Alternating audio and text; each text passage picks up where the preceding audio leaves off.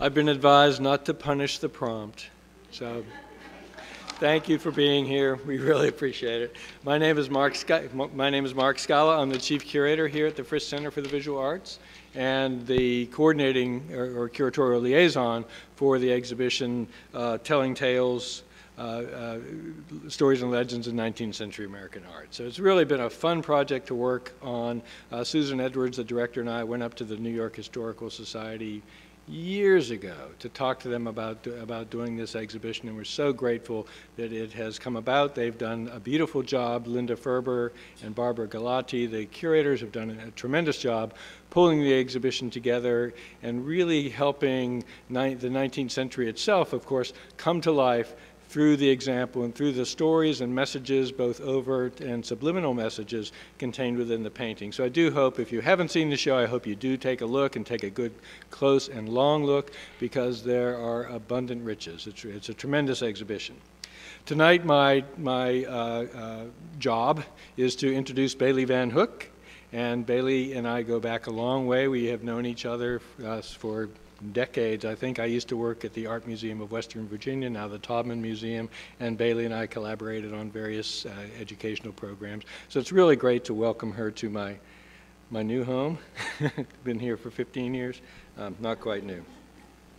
Before I tell you about a little bit more about Bailey and her work, let me remind you that on Saturday, March 7th, we have an adult workshop tying the literary content of many works in the exhibition to exercises in creative writing.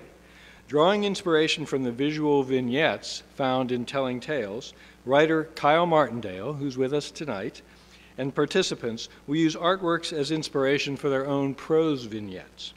There's more information about this and about my May 14th gallery talk on our website, so we do hope to see you at both of those events. Bailey Van Hook received her master's and Ph.D. at the City University of New York Graduate Center, where she wrote a dissertation on images of idealized women in American art, later published as Angels of Art, Women and Art in American Culture, 1876 to 1914. Her recent research has been in American Beaux-Arts, art and architecture, and she wrote a study of murals of that era, The Virgin and the Dynamo, Public Murals in American Architecture, 1893 to 1917. As you can see, Dr. Van Hook not only has a gift for bringing the interstitial textures of art and its history to life in original ways, she also has a fabulous gift for making the most perfect titles. I love it, The Virgin and the Dynamo. I just can't imagine how you came. Oh, okay, that's great. That's the best way to get anything. Dr. Van Hook is currently a professor of 19th and 20th century European and American art history at Virginia Tech in Blacksburg.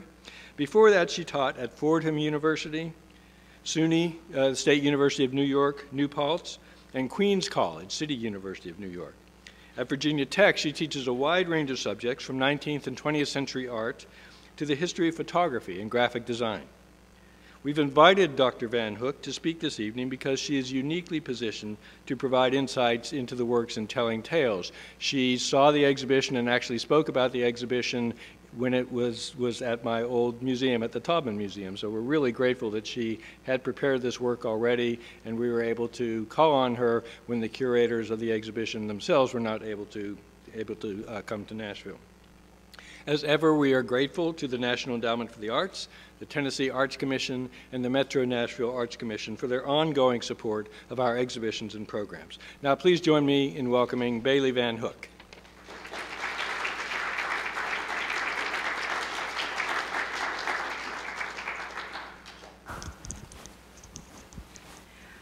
Thank you, Mark, for that nice introduction. I'm very happy to be in Nashville. I haven't been here in 20 years.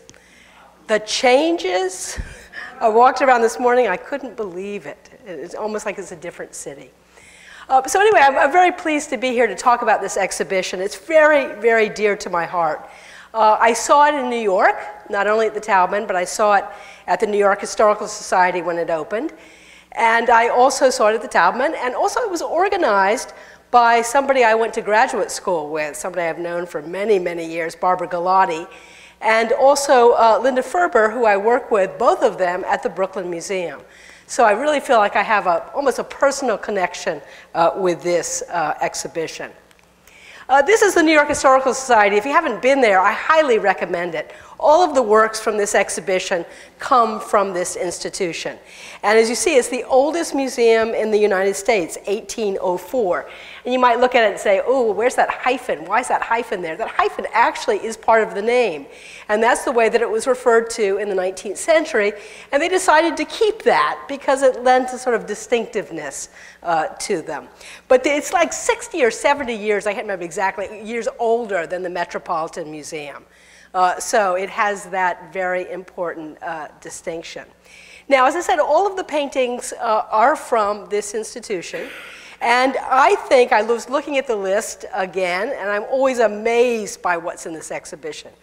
I think that if you asked any historian of American art history, which I am, what are the 10 most famous paintings in the 19th century in American art history? At least 3 of them are in this exhibition. So look, and I'll give you a quiz at the end. You'll see if you can guess which ones are the most important in terms of American art history. Now, the exhibition starts with this portrait. I thought this was a very, very interesting choice to start it. It's by Rembrandt Peel, who was brother to Titian Peel, Raphael Peel, and Angelica Kaufman Peel. Obviously, his father was an artist. His father was Charles Wilson Peel.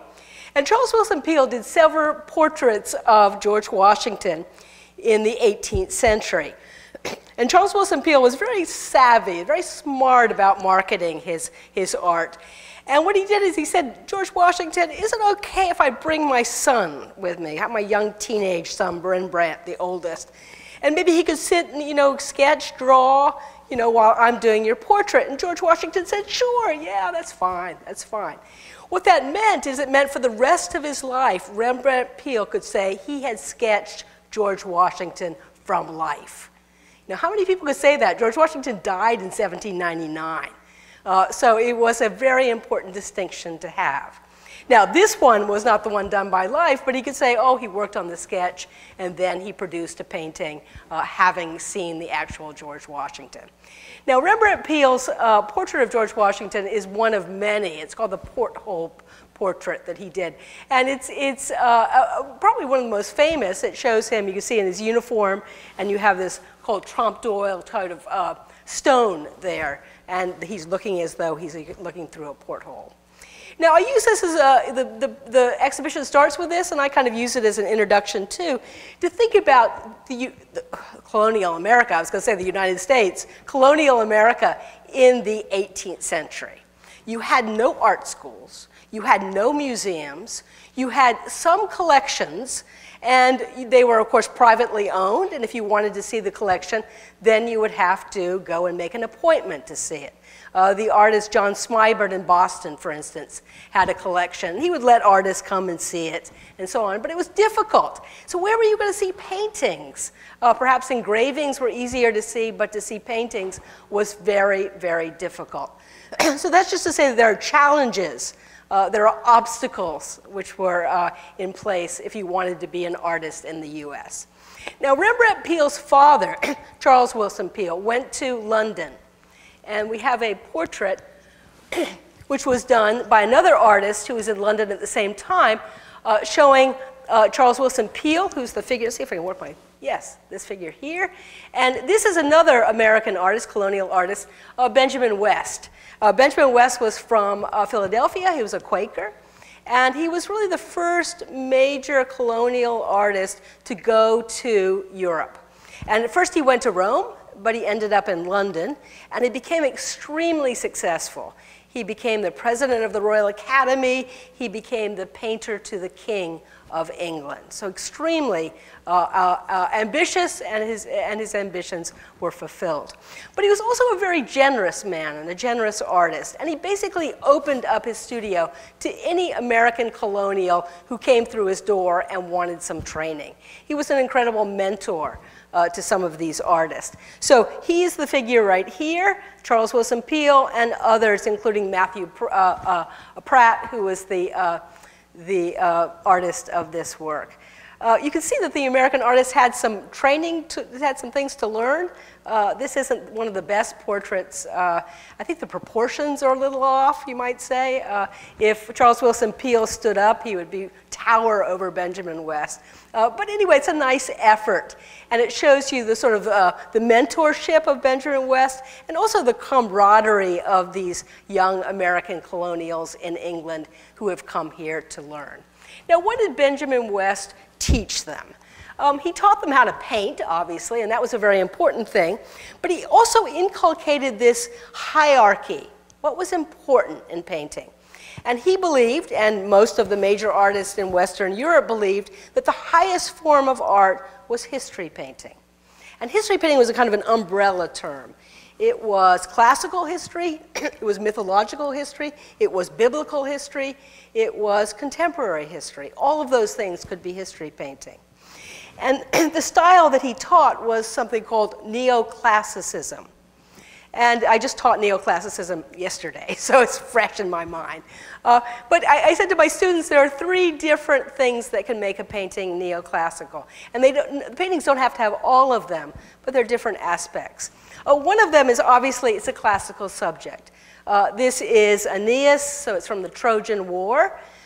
He was a Trojan. He had to escape from Troy with the fall of Troy. So it's definitely a classical subject. The other thing would be the style. And a neoclassical style is usually very simple, restrained, pared down, very symmetrical, very balanced. And you can see that the figure of Aeneas is right in the center, and he joins together the left and the right in the composition. And also you have some of the figures sometimes imitate classical statuary. These paintings are meant to be read. And so that you look at them and you can see that the gestures, the rhetorical gestures here, Aeneas stretching his hands out, links this is his father and his wife and his son. Now it's also a very shallow space, so it makes it easier to read. Everything is in the foreground. Now the third thing that would make it neoclassical is what we call an example of virtue. And most of the artists at this period of time, in the latter part of the 18th century, they believed that the Romans and the ancients were particularly, the Trojans were particularly virtuous. So an example of virtue here is Aeneas coming to warn his family of these omens in the sky, including a comet there, that seem to portend the fall of Troy. So he is strong, he is noble, he is courageous, and he's showing a certain loyalty to his family. So all of those things are examples of virtue. So there's a kind of moral lesson that's associated basically with what's going on in this painting. This painting is very large too. If you haven't been to the exhibition, you'll notice that. I think it's the largest painting in the exhibition. So this had a moral message. It's important. And to paint something that was important, it meant you painted it on a large scale.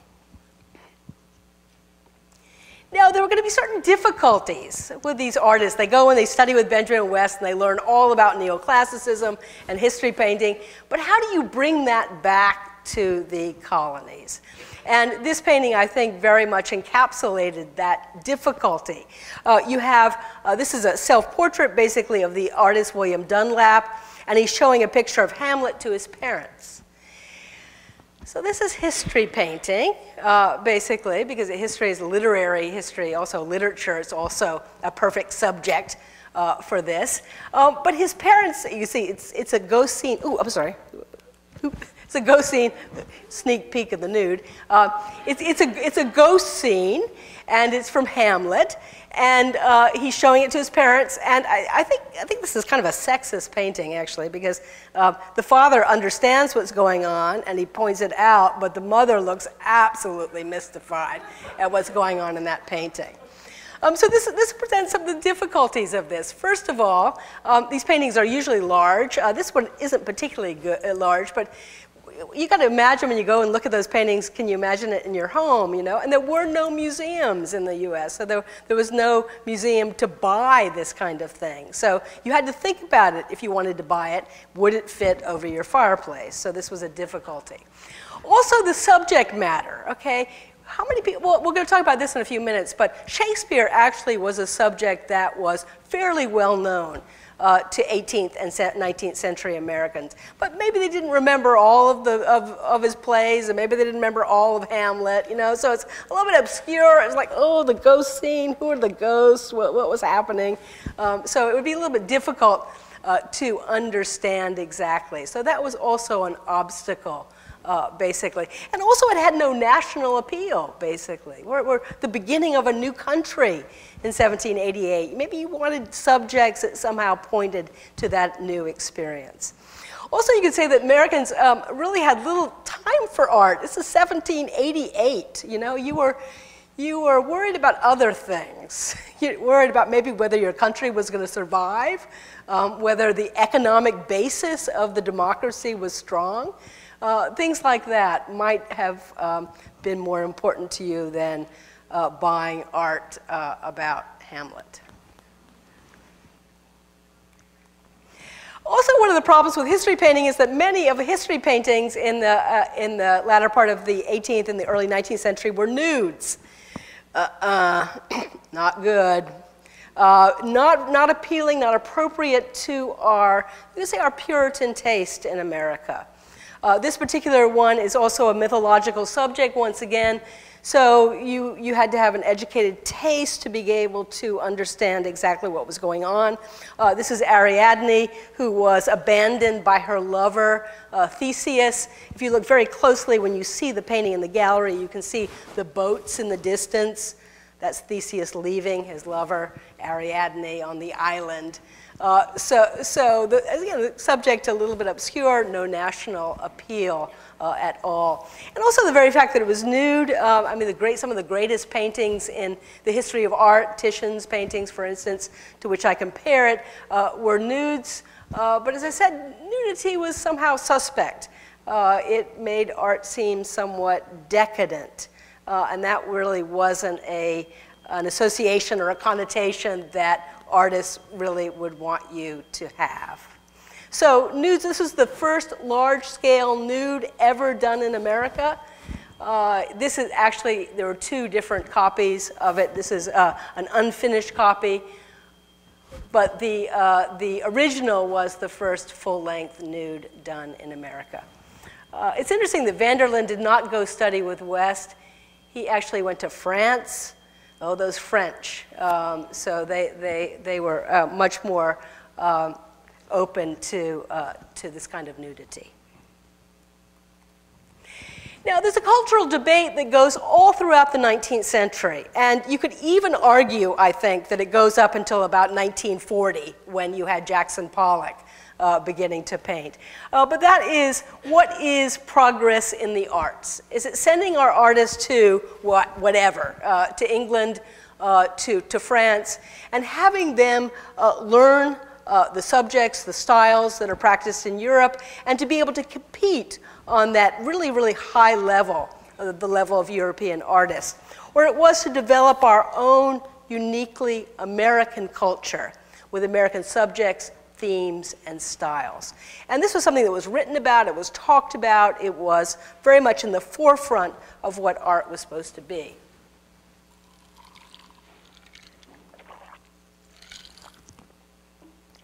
Now, one of the things that really did point to progress in the arts was the establishment of the National Academy of Design. And you'll see in the number of the labels for the paintings upstairs that the National Academy of Design is mentioned frequently. It's important for several different reasons. It's important because it was the first professional association of artists in America. So the very fact that you could have a professional association of artists in America tells you something. It means that there was a certain critical mass of American artists to be able to form an institution like this. Also, they began to hold drawing classes. Actually, Philadelphia was a little bit ahead of them in that, the Pennsylvania Academy of Fine Arts. But anyway, it was important that New York, you could go and you could learn how to draw from a professional artist. It was also important that they had annual exhibitions. So this was finally a place where artists could show their work, where you could go and see what was the latest that so-and-so was doing. And perhaps we go and you say, oh, I don't particularly like that one, but I really like that artist's style. And then you'd go to see his studio, and you say, can you paint me, this, I don't want a painting of Poughkeepsie, I want a painting of Hudson, or something like that. And the artist would perhaps oblige you and paint you what you wanted to hang on your walls. When I pulled this slide, I had a hard time figuring out what this guy, what's his problem here? And he occupies a prominent place in the composition. And I looked at it, and what I think is happening is that the paintings were, this is called a salon style. They're up on top of each other like that. If you go to the Metropolitan Museum, they've recently reinstalled their American collection, and they have one room that's like that. And it's really nice because you get a sense of what it was like to look at art in the 19th century. And so I think this guy is an artist who's mad that his work is up there on the ceiling. And this is called, the name of it is Varnishing Day. So the artist is supposed to go and touch up their paintings. And he's looking like, how am I possibly going to get up? And there was an expression that they used in the 19th century, to sky a painting, which would mean you put it way, way up near the ceiling, so hardly anybody could see it. So I think that he's really angry that his work has been skied. Okay, so what kind of things would you see in the National Academy of Design exhibition? Well, you would see artists coming back to America and trying to adapt basically this whole notion of history painting, what they had learned in Europe as being the highest form of art. And what some of them did was try and find examples from our history and establish a history for the United States. And this is a subject that probably most of you know. It's Pocahontas saving the life of Captain John Smith. And when you go up to the gallery and you'll see that it's relatively small scale. And so this was one of the solutions, basically, to the problem of the huge scale of the Benjamin West. Paint it smaller, make it more intimate, and it would be more saleable for that reason. Now, he has retained some of the things, though, that we looked at before. It is meant to be read. Even if he didn't know the story of Pocahontas and Captain John Smith, you could see that Pocahontas is right there, and she's got her arms and her hands, you see around the neck of the white figure there. You have this Native American who has a big club, is about to bash him in, and she's appealing to an older Indian there who is her father for mercy for Captain John Smith. So again, it's very easily read. You can tell by the gestures exactly what's going on. We're moving in the 1830s, we're moving out of neoclassicism into something called romanticism, which is the next ism in Western art history. And there really was much more of an emphasis, less an emphasis on the moral, and much more an emphasis on what was sensational, exciting, theatrical, what was really going to get you. Chapman is really an example of that. Now, part of the reason I gave this lecture this title, Telling Tales or Telling Truth, you imagine that these artists are choosing these subjects. And these subjects, but by doing that, it's really an active thing. It's not a passive thing. It's not saying, oh, this reflected the stories that Americans thought was important about their history. No, it's not just that. It's establishing what those stories are.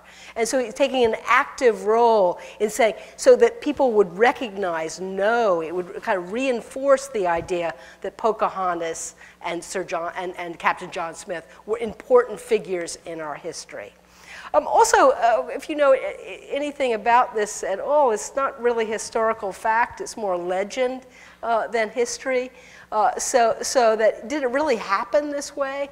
It's a nice story, and to show the Native Americans in this light, that they are helping, they are saving the life of a white person, is something that would be a positive value. So they're also, you could say, inculcating certain values into American history. Another solution for these artists who didn't want to paint the classical and the mythological that people wouldn't recognize, was to paint American literature. And this is a time when both American literature and American painting are coming into their own. This is by an extremely important American artist named B Durand. And he had a long career as an artist, about 70 years. And he started out as the engraver of Ariadne, and then he became a historical genre painter, and we'll see in a little bit that he became a landscape painter also. And here he's painting a scene from Washington Irving. And it shows the colonial governor, Peter Stuyvesant, when New York was Dutch, the Knickerbocker culture there. And Stuyvesant, very noticeable by his one leg there, has just heard that a fort on the Hudson has been taken by the Swedes. And he's furious, absolutely furious at this. And you've got the poor guy who brought the message there, who's terrified that his boss is so angry. And you have the trumpeter here who's going to basically spread the message of this taking of this fort. So once again, it's so easily read. You can, as I said, you can recognize Peter Stuyvesant by his wooden leg. You could figure out that he's really angry at something, and sort of put the pieces of the story together. And also because this is Washington Irving, it was something that was well known, at least to educated New Yorkers. Also, it's a very important painting because it was bought by this man. And Luman Reed was a New York City collector, but importantly, he was also a self-made man. And this idea of the self-made man, of course, was extremely important to the American character. He started out as a young boy working in a store up on the Hudson. He gradually made his fortune, became a merchant, a mercantile business, and he started collecting art. And it's important to realize that he was collecting art at the same time that these artists, these contemporary artists, were working in New York doing this kind of thing. And also at the same time that Washington Irving was alive. So Washington Irving, Luman Reed, B Durand, all knowing each other and all working within this small, relatively narrow slice of New York culture. And Luman Reed's collection is very important in terms of the formation of the New York Historical Society. Several other solutions to the problem of history painting. I said I'd mention Shakespeare again. Shakespeare was actually much more popular and well-known than he is today to an American audience. There's a quote upstairs on one of the labels from de Tocqueville that said, every cabin or whatever, how rude had its, or how crude had its copy of Shakespeare. Also, any given night in New York City, there would be several theaters that were putting on Shakespeare, so that you'd have a wide knowledge, not just from reading it, but also from seeing it performed on the stage. So this is an artist who is doing a scene from Shakespeare from Richard III, and he's showing the two nasty uncles murdering the princes in the tower. This was also popular because of a man in England named John Bodell, who started a Shakespearean gallery, basically, of visual art. And he paid artists to paint scenes from Shakespeare, and then he would have them engraved so that there was a much wider dissemination of these stories as a result of that. So all of these things fed into a popular taste for Shakespeare. Also, you had a taste for English history, and you'll see several examples upstairs. This was fed also by literature, especially Sir Walter Scott, who was extremely popular in the United States during this period. This is Richard Caton Woodville, who made his reputation with genre paintings. He did American genre as well as English genre. And as I said, this particular restoration theme was particularly important. Again, you'll see it's a relatively small scale, easily read. You look at this Cavalier's Return. What's happening here? The father, the wife, the young child that he perhaps has never seen. Now, Woodville went to Dusseldorf, which was another place that American artists went in the 19th century. Germany was not unified at that point in the 1830s, and so you had a number of smaller art capitals in Germany at the time. And it was partly because of the influx of German immigrants from Germany, which really picked up in the teens, the 20s, and the 30s. So there's a greater awareness of these German art capitals as being alternatives, basically, to France or to England. So Woodville went to Dusseldorf, and I'll just show you a typical painting done in Dusseldorf at that period. They also, the fairly small scale, intimate works, having a rather shallow, again, space, very, very carefully painted. Again, you're supposed to read them. You look at all the details of them, and each detail is put there for a specific purpose to tell you about the story that the artist is conveying. This story is, as I said, often universal. You look at this, the Cavalier's return. It could be a veteran's return from any war. Another thing that has to do, that is common to Dusseldorf paintings, is they tend to be slightly more sentimental. You wouldn't have said Benjamin West was really sentimental. It was dramatic and theatrical. But the Dusseldorf storytelling tradition had that note of sentimentality to it. I just want to mention the exhibition upstairs includes a couple of examples. I don't want to make it seem as though we're going chronologically from one to the next and we're leaving everything else behind. Because there were artists in the 19th century, throughout the 19th century, who continued to do a form of history painting. And found an audience for that, especially for this biblical subject from the Old Testament. Artists found those particularly popular with American audiences, and Luther Terry did many, many different versions of this painting. Also, Daniel Huntington, who was a very successful artist. He also became the president of the National Academy of Design. He was a very conservative artist. He went to Italy many times, and he relied on the tradition of the old masters.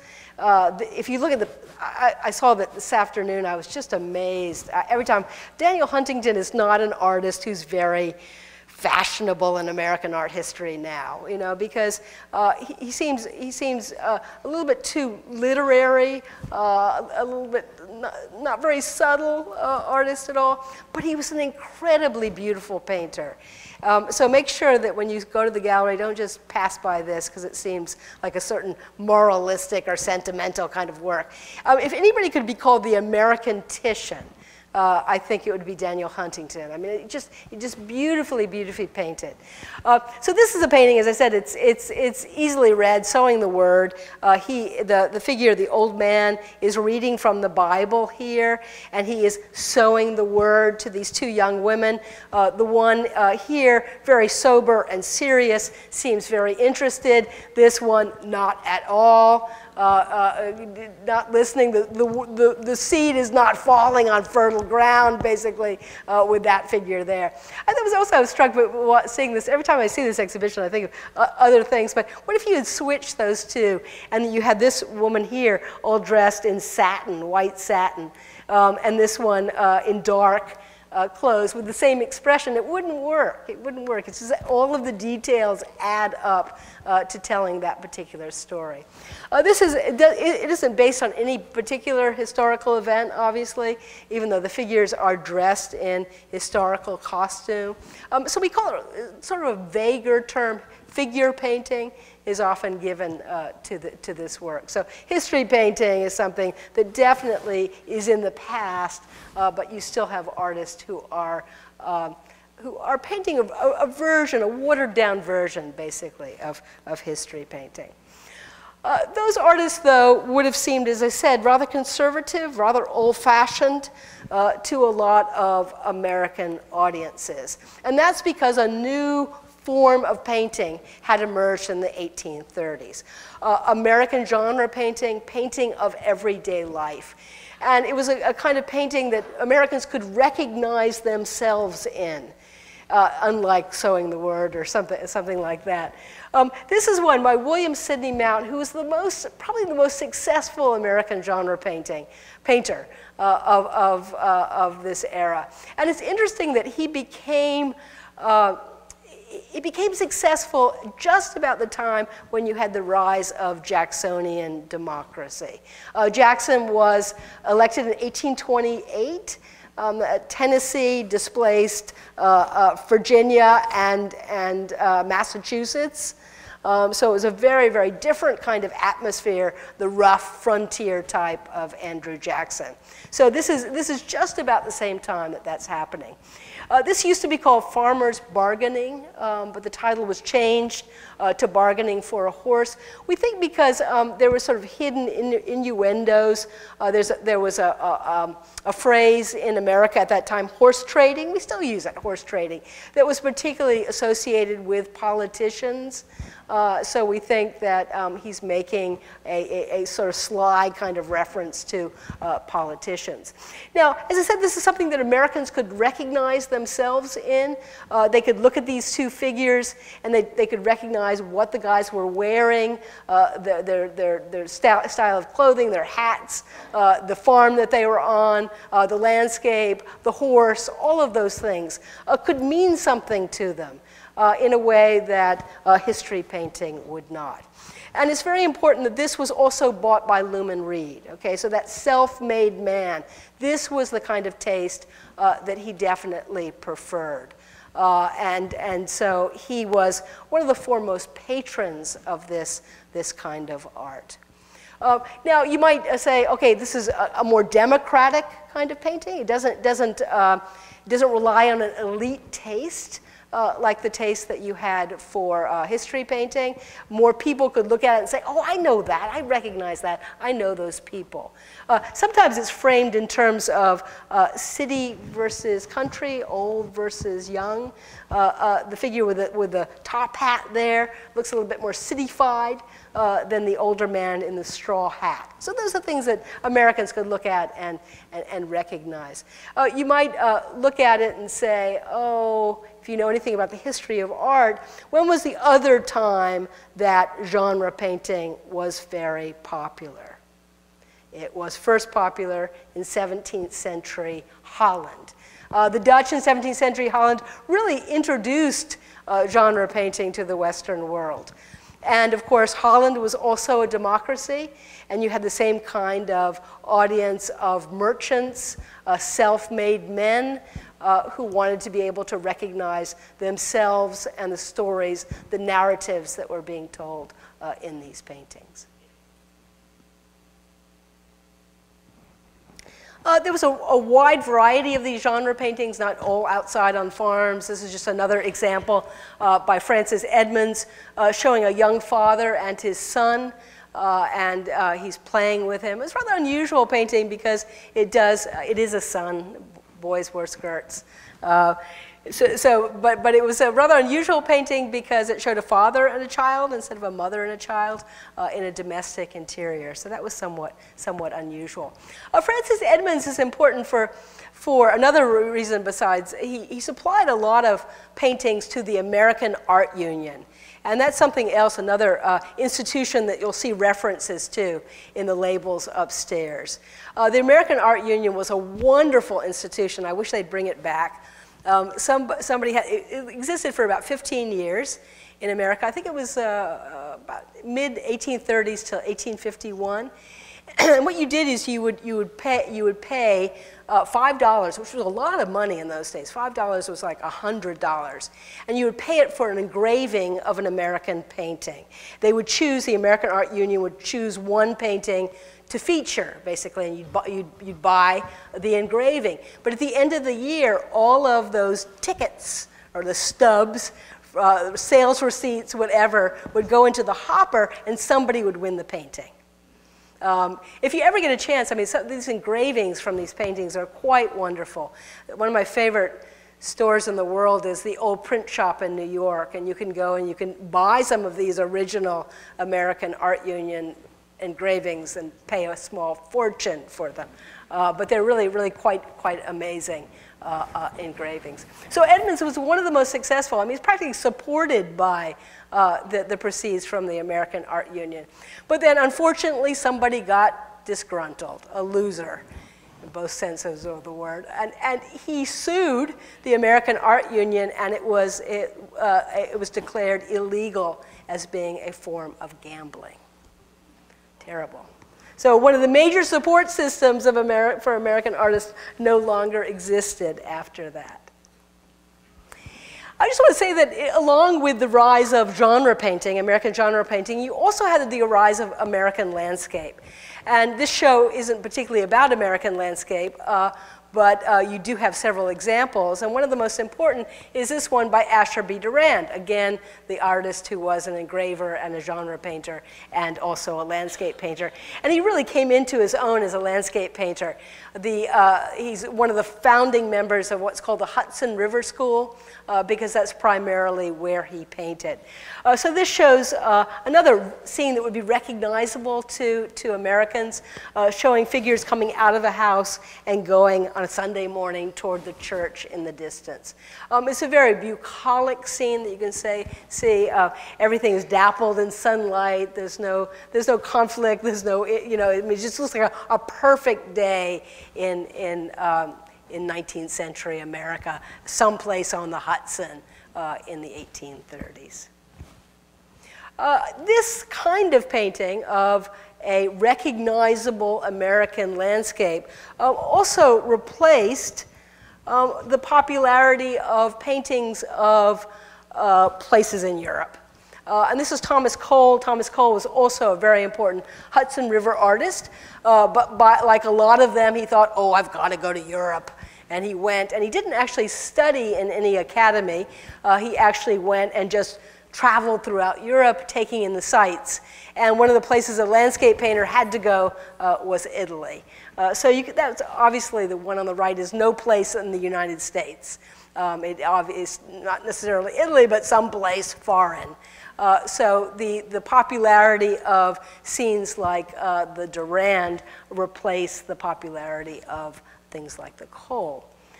Also mention that Thomas Cole did this painting, which was also bought by Lumen Reed, once again, Autumn Twilight. And Thomas Cole wrote one of the most important pieces on art in the 19th century, and it was called The Essay on American Scenery.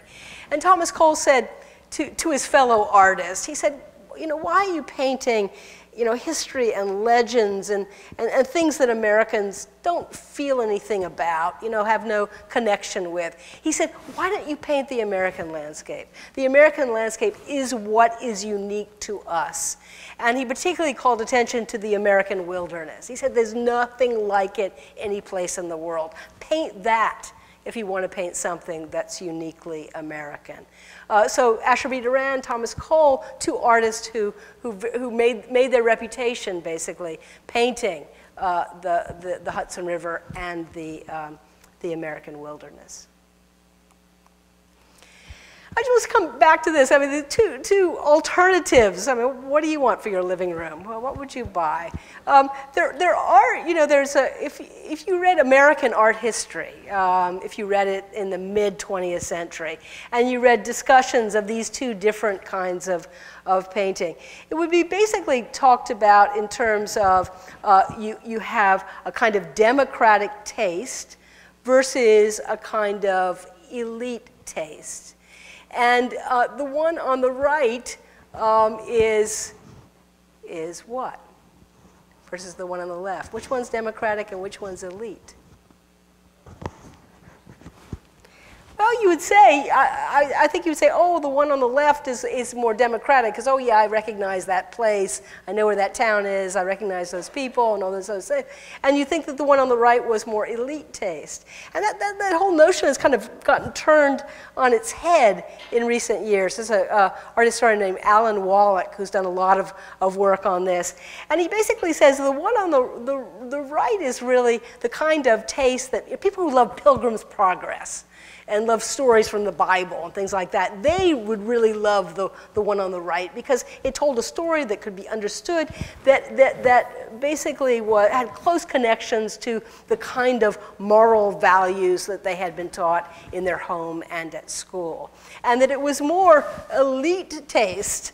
Lyman Reed, who had money, who had wealth, who moved in high New York society, even though he came from humble beginnings, who appreciated the Hudson River School and the emergence of these new types of American painting. So it's an interesting kind of thing. It makes it exciting to be an art historian.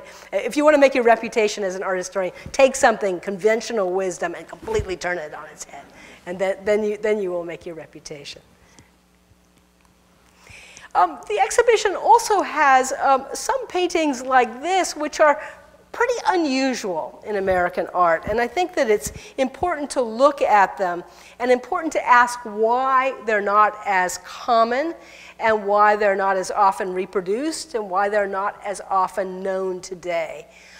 They both depict sort of the underside of American society. In this case, urban society. The one on the left is an errand boy, and there's several clues in this painting that tell you that his future is not bright.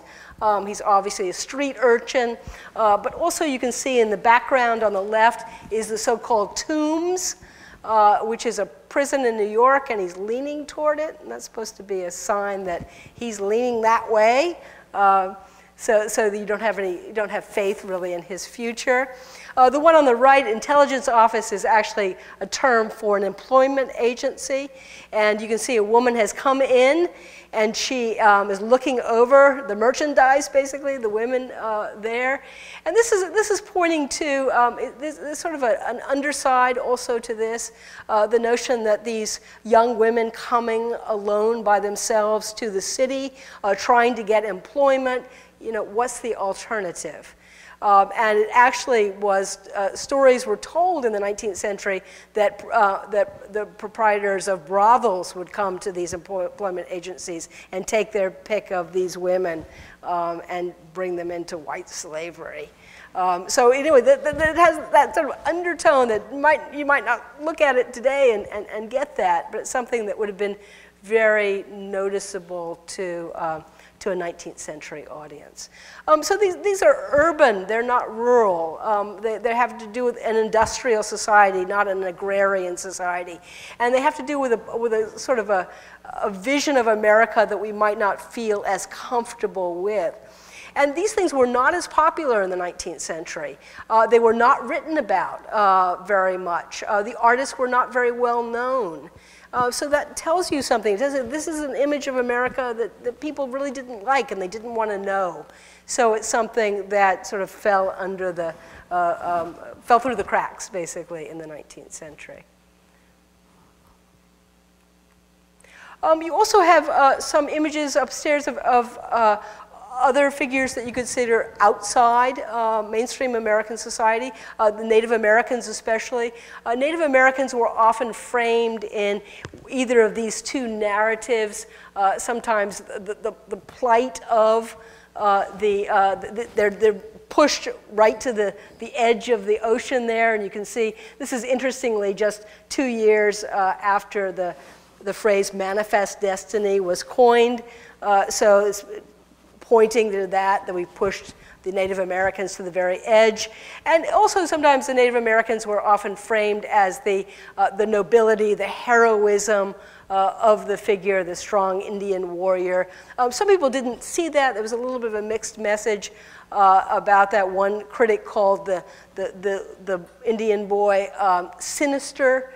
Perhaps he exhibited a kind of strength that was somewhat threatening to the critics. Okay, of course, the most important issue in 19th century America was slavery. So if you're considering people that are outside the mainstream of the strivers in American society, then it would be slavery. And it's a measure of how difficult this was for an American audience, that sometimes the narrative is very, very clear, and actually in the John Rogers, it actually says it on the statue, so that if you had any doubt whatsoever, it's called The Fugitive Story, and it shows a young woman who's come with her child, and she's telling her story to the three abolitionists there. So very clear cut. Less clear cut is the Eastman Johnson painting on the right. Eastman Johnson was an American genre painter who went to Dusseldorf to study, so he had things in common with some of the artists that we saw previously. This is his most well-known work. He actually called it Life in the South, but it's gotten nicknamed The Old Kentucky Home. It wasn't actually painted in Kentucky, or it's not about Kentucky. Eastman Johnson was the son of a Maine congressman, and it was actually painted in Georgetown in Washington, D.C. And if you look at this house that you have here, if you're familiar with Georgetown at all, it does resemble some of the houses in that area of Washington. Now, what is this painting about? It's about slaves in the backyard of a home. But beyond that, there's not much that you're sure of.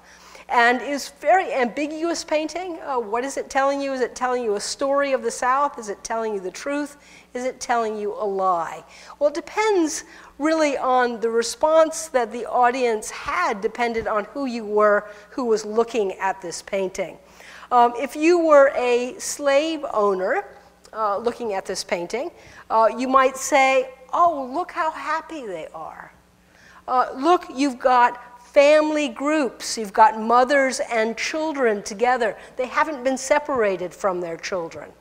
You also see that they are playing music. They've got musical instruments. They're dancing also. You also have, the little boy has a toy. They've got pets. Life wasn't so bad. If you were an abolitionist, you might look at this painting and go, but look at the painting. Look at the details of the painting. Look at the way that the roof is there. The panes in the glass are broken. And look also to the far right.